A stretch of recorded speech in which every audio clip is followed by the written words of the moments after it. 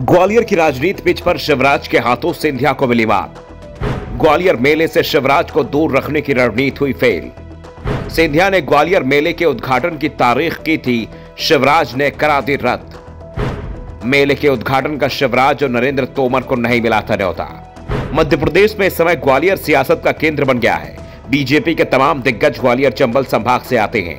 केंद्रीय मंत्री ज्योतिरादित्य सिंधिया, नरेंद्र तोमर, बीजेपी के प्रदेश अध्यक्ष बीडी शर्मा का यह गृह क्षेत्र है। शिवराज सरकार के गृह मंत्री नरोत्तम मिश्रा सहित आधा दर्जन से ज्यादा मंत्री इसी क्षेत्र से हैं।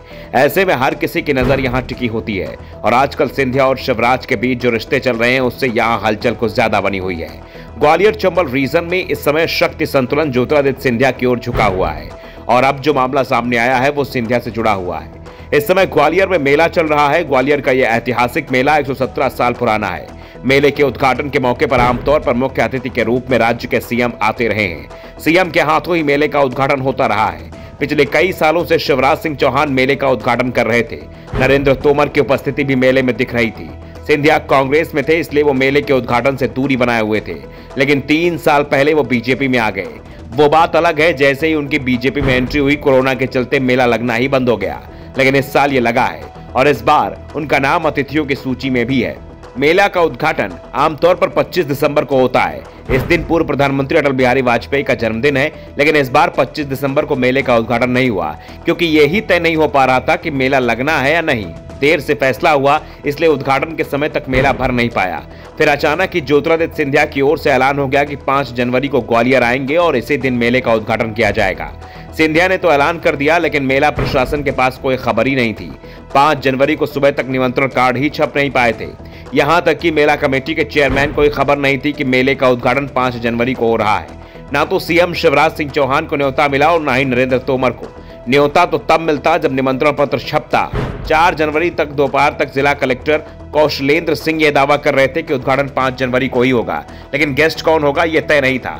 गेस्ट तय नहीं था, इसलिए निमंत्रण पत्र ही नहीं छप रहे थे, क्योंकि निमंत्रण पत्र पर गेस्ट का नाम भी छपना था।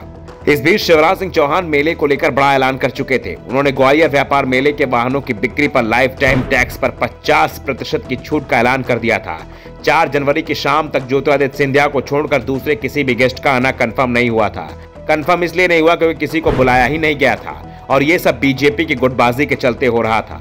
कांग्रेस इसे लेकर बीजेपी को घेरने में जुटी थी। दावा किया जा रहा था कि शिवराज को किनारे लगाने की कोशिश हो रही है, इसलिए उन्हें मेले में बुलाया नहीं जा रहा है। सिंधिया अकेले ही मेले का पूरा क्रेडिट लेना चाहते हैं, इसलिए शिवराज को न्योता नहीं मिल रहा है, जबकि सीएम साहब आने की तैयारी कर रहे हैं।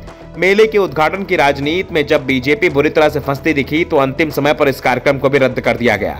अब नए सिरे से तैयारी शुरू हो गई है। गेस्ट फाइनल किए जा रहे हैं। दावा किया जा रहा है कि सीएम शिवराज के दबाव में इसका कार्यक्रम रद्द किया गया है, क्योंकि सिंधिया गुट की कोशिश थी कि मेले का उद्घाटन भले ही शिवराज सिंह चौहान करेंगे, लेकिन मौके पर सिर्फ ज्योतिरादित्य सिंधिया ही रहे।